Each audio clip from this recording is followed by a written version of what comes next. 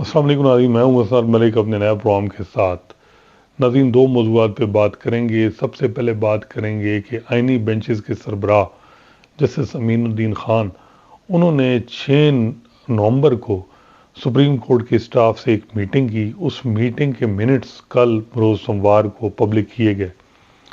उस मीटिंग को अगर देखें तो मेन यानी मकसद ये था कि जस्टिस अमीनुद्दीन ख़ान ने बतौर आइनी बेंच के सरबराह जो है वो अपनी ज़िम्मेदारियाँ संभाल ली हैं। और जस्टिस अमीनुद्दीन ख़ान अगर कॉन्स्टिट्यूशनल बेंचेस की पावर्स को देखें और फिर हेड की, तो उस हवाले से कुछ लोग कहते हैं कि ये सुपर चीफ जस्टिस होंगे। जस्टिस अमीनुद्दीन ख़ान इस हवाले से लकी हैं कि वो लाहौर हाई कोर्ट में जब थे तो वहाँ भी चीफ जस्टिस नहीं बने, सुप्रीम कोर्ट में भी वो चीफ जस्टिस ना बन पाए, अगले साल रिटायर हो जाएंगे।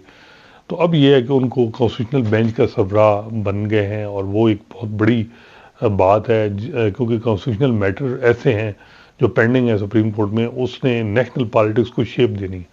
और उस हवाले से जो केसेस हैं उनका फिक्स होना, उसमें उनका बड़ा रोल है। तो खैर, जो जस्टिस अमीनुद्दीन ख़ान की मीटिंग हुई वो 5 नवंबर को हुई, 6 नवंबर को हुई। 5 नवंबर को जुडिशल कमीशन का इजलास होता है और जस्टिस अमीनुद्दीन ख़ान को नामजद किया जाता है 6-7-5 से, यानी जो वोटिंग होती है उससे। फिर उस यानी अमीनुद्दीन ख़ान साहब अगले दिन ही मीटिंग करते हैं। क्या 6 तारीख तक मिनट्स जारी हो चुके थे 5 की मीटिंग के? मेरा ख्याल है कि नहीं, मिनट्स 2-3 दिन लगे थे। लेकिन ज़ाहिर बात है, अमीनुद्दीन ख़ान साहब जल्दी में, उनके पास 2 महीने का टास्क है और वो भी जो है वो डिले नहीं करना चाहते चीज़ों को, और उन्होंने मीटिंग बुला ली।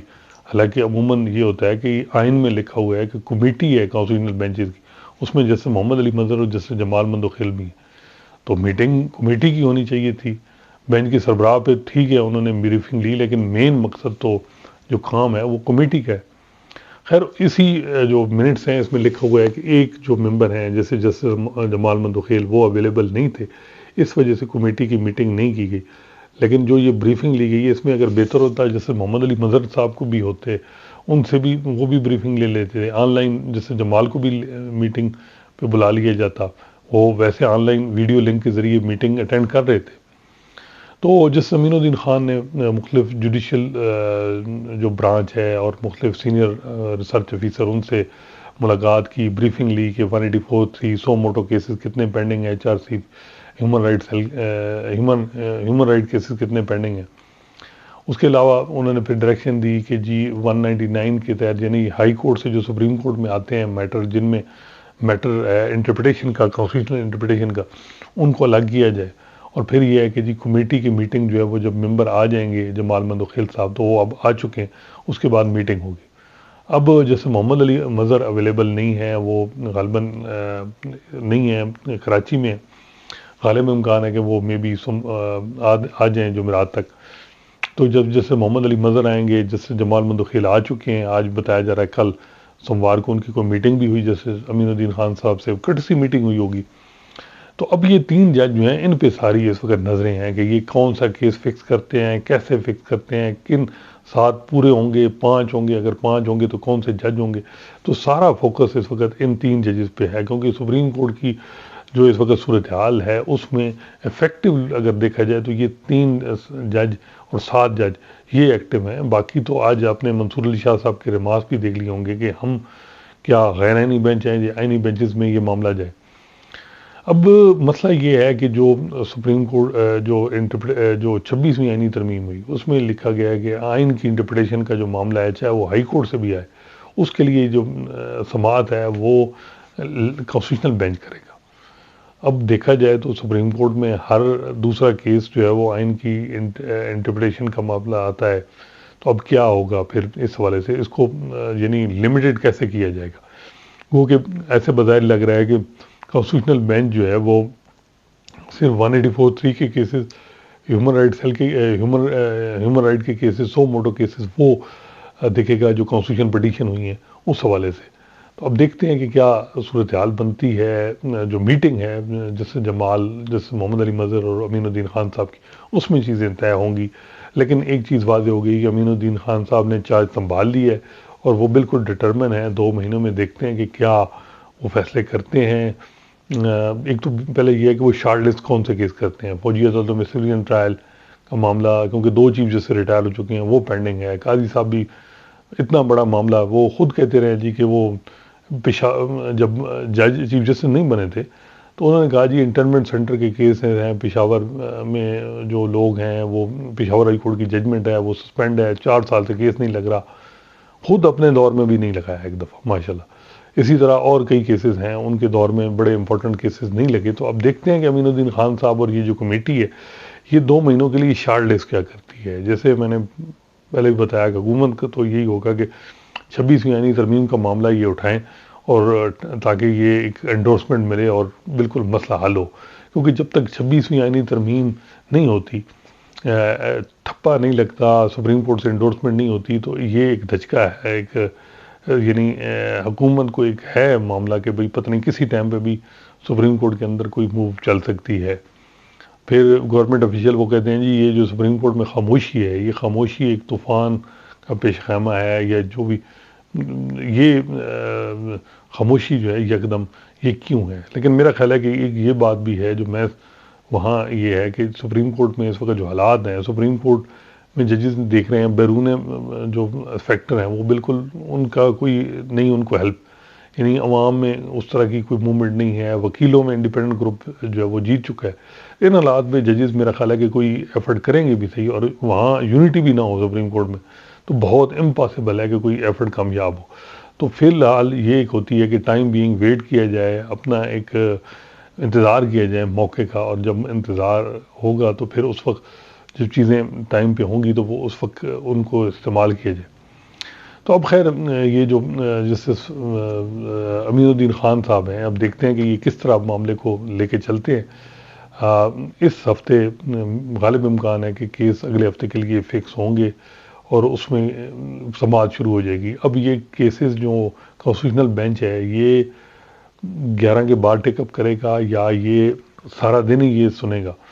اب سپریم کورٹ میں ججز کی تعداد بھی بڑھ گئی ہے، اب 17 سے 34 ہو گئی. اچھا میری کچھ نون لیگ کے وکلاء سے بات ہوئی تو کیونکہ وہاں نون لیگ نے، آپ کو یاد ہوگا کہ جو بل لے کے آ رہے تھے اس میں جو ججز کی تعداد وہ 25 تھی، یہ 34 کیسے ہوئی؟ تو وہاں یہ بتایا جا رہا ہے کہ یہ پیپلز پارٹی کی ڈیمانڈ تھی کہ 34 ہو، اور دوسرا جو ہے وہ ایج ججز کی جو لمیٹڈ ایج ہے جج بننے کی وہ 45 سے 40 ہو. تو یہ بلاول صاحب اور پیپلز پارٹی کی ڈیمانڈ ہے کہ جی یہ کیا جائے. اب دیکھتے ہیں کہ اس سے کیا ان کو یعنی اس سے وہ ایڈوانٹیج لیتے ہیں یا وہ سمجھتے ہیں کہ یہ بہتر ہے سسٹم کے لیے. دوسرا موضوع جس پہ بات کرنی ہے وہ ہے کہ جیسے کہ آپ کو معلوم ہے کہ 26ویں آئینی ترمیم میں جو ججز کی اپوائنٹمنٹ کا طریقہ کار ہے وہ چینج ہوا ہے. پارلیمانی کمیٹی ختم ہو گئی ہے، جوڈیشل کمیشن اور پارلیمنٹیرین ایک ہی چھت کے نیچے بیٹھیں گے. ایگزیکٹو کا رول بڑھ گیا ہے، 13 میں سے 5 پکے ووٹ حکومت کے ہیں. اگر ہائی کورٹ کا ہوگا تو وہاں بھی 2 بندے بڑھ سکتے ہیں. یعنی اگر آپ خاص کر دیکھیں سندھ ہائی کورٹ میں اگر جج لگنے ہیں، لاہور ہائی کورٹ میں لگنے ہیں، تو یہاں ایگزیکٹو کے بندے ہی بڑھیں گے 2. تو 7 ووٹ ہے، اثر و رسوخ بڑھ گئے. تو دوسری طرف اطلاعات یہ ہیں کہ جو ہے وہ سیاسی جماعتوں نے جو ہے وہ اپنی ورکنگ شروع کر دی ہے، سیویاں لینی شروع کر دی ہیں، اور ان کی یہ خواہش ہے کہ بڑے عرصے بعد ہمیں موقع مل رہا ہے کہ ہم اپنے بندے انڈکٹ کریں. پیپلز پارٹی ظاہری بات ہے انہوں نے 2008 میں جب عبدالحمید ڈوگر کے ذریعے کافی جالے بھرتی کرائے پیپلز ججز، لیکن وہ 31 جولائی 2009 میں افتخار چوہدری صاحب نے 100 کے قریب جج بھیج دیے تھے گھر. اب پھر ان کو ایک مل رہا ہے کہ بھئی اپنے جج انڈکٹ کریں. 90s میں بھی یہی کوشش ہوئی. میرے خیال میں کہ جو ہے وہ بجائے اس کے کہ جی میرا جج تیرا جج، اس میں ایسے جج ان کو ہوں. اوپینینیٹو ہونا کوئی جرم نہیں ہے. اگر کوئی جج ایکٹیوسٹ رہا ہے ماضی میں اس کو، بلکہ وہ بہتر ہے. جو یہ جج سمجھتے ہیں نا کہ جی ایک جج کہتا ہے جی میری کوئی پارٹی نہیں ہے، سیاسی پارٹیز میں کوئی تعلق نہیں، پھر اس کی کہیں اور پارٹی ہوگی، وہ کسی اور کے رائٹ کو پروٹیکٹ کرے گا. تو سیاسی جماعت کے ساتھ ماضی میں منسلک ہونا کوئی بڑی بات نہیں. اور ایڈیالوجیکل بھی کوئی ایسا نہیں ہے کہ نظریاتی طور پہ ہم دیکھے ہے کہ جو جج جن کا کوئی پالیٹکس میں رول رہا ہے، چاہے وہ بار پالیٹکس میں چاہے نیشنل پالیٹکس، وہ اچھے جج ثابت ہوئے ہیں. سول لبرٹیز میں انہوں نے بڑی وہ ایک سینسٹیو رہے ہیں. تو اب یہ ہے کہ جی یہ جو جج لگنے ہیں بہت زیادہ جو اس وقت جج تھوک کے حساب سے ججز کی تقرریاں ہونی ہیں کہ سپریم کورٹ میں اس وقت 16 جج ہیں. قاضی فیصل صاحب کی جگہ بھی سیٹ خالی ہے. ہمیں بھی عامر فاروق صاحب کو لایا جائے. بڑے عرصے سے ان کے ساتھ بھی زیادتی ہوگی کہ اگر حکومت ان کو اس دفعہ بھی نہیں لاتی. لیکن یہ ہے کہ اب کرسمہ بھی ختم ہو گیا سپریم کورٹ میں. جب آئینی بینچ بنایا دوسرے جج تو اتنے ایکٹیو بھی نہیں ہیں. تو کیا عامر صاحب چاہیں گے کہ آئیں؟ تو یہ ہے کہ اس وقت یعنی 18 ججز کی سیٹیں خالی ہیں سپریم کورٹ میں. اس کے علاوہ جو ہے وہ ہائی کورٹ دیکھیں آپ. سندھ ہائی کورٹ میں سیٹیں خالی ہیں. لاہور ہائی کورٹ میں 24-25 سیٹیں خالی ہیں. پشاور میں خالی ہیں. اسلام آباد ہائی کورٹ میں اطلاعات یہ آ رہی ہے کہ 15 نام جو ہیں وہ شارٹ لسٹ کیے گئے ہیں. 5 سیٹیں خالی ہیں. 15 نام، ہر نام ایک سیٹ پہ 3 نام انیشیٹ کیے جا رہے ہیں. تو یہ اس وقت صورتحال ہے. اس میں اب دیکھنا ہے ججز کے لیے بڑا چیلنج ہے، خاص کر چیف جسٹس یحییٰ آفریدی کے لیے بڑا چیلنج ہے کہ نام وہ ہوں جو جن کی انٹیگریٹی بیانڈ ڈاؤٹ ہو. یہ نہیں ہے کہ جس نے سپریم کورٹ بار کے الیکشن میں سپورٹ کیا ہے کسی گروپ کو تو اس کو یعنی بنایا جا رہا ہے کہ جی چیف جج بنایا جا رہا ہے یا اس کے قریبی کسی کو جج بنایا جا رہا ہے. یہ مناسب نہیں. پھر سیاسی جماعتیں اگر انویسٹمنٹ کر رہی ہیں کہ جی یہ ہمارے جج لگیں، ٹھیک ہے یعنی ہونا چاہیے، لیکن اتنا یعنی مقصد یہ ہونا چاہیے کہ جو ڈیلیوری ٹھیک دے سکے، جو سول لبرٹیز میں چاہے جو بھی انڈیپینڈنٹ مائنڈ جج ہو، سیاسی جماعت کوئی بھی ہو، وہ مد نظر رکھنا چاہیے. نہ کہ ایک ہو کہ جی میری جماعت کے ساتھ ماضی میں جو ایفیلیٹڈ رہا ہے میں اسی کو لے کے آؤں. یہ مناسب نہیں ہے. تو خیر اس وقت ساری بتایا جا رہا ہے کہ ورکنگ ایک ہی سیاسی جماعتوں کی ہو رہی ہے ججوں پہ، میرا جج تیرا جج. تو یہ میرا جج تیرا جج والا جو معاملہ ہے 90s میں جیسے ہوا اب بھی ہوا، یہ انتہائی خطرناک ہے. اب یہ سارا اب چیلنج جیسے میں نے بتایا یہ ہائی کورٹ کے چیف جسٹس، خاص کر لاہور ہائی کورٹ کی چیف جسٹس عالیہ نیلم، ان کو بھی دیکھنا ہوگا کہ ایسے نام وہ بھیجیں جوڈیشل کمیشن میں جن کی انٹیگریٹی بیانڈ ڈاؤٹ ہو اور جن پہ کوئی سوال نہ اٹھے، اور ایسے جج کے جی جو کمپیٹنٹ ہیں اور ان کی بیکنگ نہیں ہے پولیٹیکل، تو اس وجہ سے ان کو اگنور کرنا یہ مناسب نہیں ہوگا. تو عالیہ نیلم صاحبہ پہ بڑی ان کے لیے چیلنج ہے. جیسے شفیع صدیقی، ان کے لیے چیلنج یہ ہے کہ پیپلز پارٹی تو اس وقت بہت زیادہ ججز کے معاملے میں جو پرانا اور جو کچھ افتخار چودھری نے ان کے ساتھ کیا اس کے حساب وہ موجودہ ججز کے ساتھ کر رہے ہیں، جو میرا خیال ہے زیادتی بھی ہے. اب اطلاعات یہ تھیں کہ یہ جو کانسٹیٹیوشنل بینچ صرف سندھ میں بن رہے ہیں، اس کی وجہ کیا ہے؟ وجہ جو ہے وہ پیپلز پارٹی چاہ رہی تھی کہ کوئی معاملات جوڈیشری کے ساتھ سیٹنگ ٹھیک ہو. ملاقات بھی یہ رپورٹ ہو رہا ہے کہ چیف منسٹر کرنا چاہ رہے تھے، تو ملاقات میرے خیال ہے نہیں ہوئی. اس کے بعد انہوں نے یہ کیا کہ ہمیں کانسٹیٹیوشنل بینچ بنانے ہیں. کانسٹیٹیوشنل بینچ والا معاملہ بھی حل نہیں ہو سکا. خیر ابھی تک تو سارے جج ہی ہیں، ان کو کانسٹیٹیوشنل بینچ کا حصہ بنا دیا گیا ہے، بینچز کا حصہ بنا دیا گیا ہے، لیکن میٹر دوبارہ 25 کو ٹیک اپ ہوگا. تو پیپلز پارٹی جو ہے وہ اس معاملے میں بہت زیادہ لیڈ لے رہی ہے. تو اب دیکھتے ہیں کہ کیا صورتحال بنتی ہے. خیبر پختونخوا میں کوئی کانسٹیٹیوشنل بینچز کی نہیں بن رہے، پنجاب میں بھی نہیں بن رہے، لاہور ہائی کورٹ میں بھی نہیں بن رہے. تو دیکھتے ہیں کہ کیا صورتحال بنتی ہے. دن بدن جو ہے وہ بظاہر یہ لگ رہا ہے کہ جوڈیشری ویک ہو رہی ہے. تو ایگزیکٹو جو ہے وہ اپنا پریکٹیکلی، ایک تو ہوتا ہے نا ان پٹ دے ججز کی اپائنٹمنٹ، اب وہ اپنے نام بھی انیشیٹ کر رہے ہیں، اپنے نام جج لگانا چاہ رہے ہیں. تو یہ وہی بات آئے گی کہ چیف جسٹس جو ہائی کورٹ کے ہیں اور چیف جسٹس آف پاکستان اور جو جوڈیشل کمیشن کے جوڈیشل ممبر ہیں ان کو یہ انشور کرانا چاہیے کہ کوئی ایسا جج جو سفارشی نہ لگے. وہ اس کی ایک وجہ ٹھیک ہے، ایک لائق ہے، کمپیٹنٹ ہے، اور اس کو کوئی جماعت جو ہے وہ آگے نام کر رہی ہے، وہ تو بالکل ٹھیک ہے. لیکن اگر بالکل خالی سفارش ہے تو پھر بڑی زیادتی ہوگی ججز کے معاملے میں. لیکن دیکھتے ہیں. میرا خیال ہے کہ جو خاص کر اٹارنی جنرل منصور امان ہیں، لامصر اعظم دارڑ ہیں، ان پہ بھی ہے کہ جو کمپیٹنٹ ججز ہیں وہ ان کو لایا جائے. اور اطلاعات یہی ہیں کہ جو لا افسر تھے اٹارنی جنرل آفس میں، وہاں بھی کوشش کی جا رہی ہے کہ اچھے ججز، اچھے لا افسر اپوائنٹ کیے جائیں، نئے جو اپوائنٹمنٹ کی جائے. پنجاب میں بھی یہی بات ہو رہی ہے کہ اچھے کمپیٹنٹ ججز وکیلوں کو لا افسر بنایا جائے.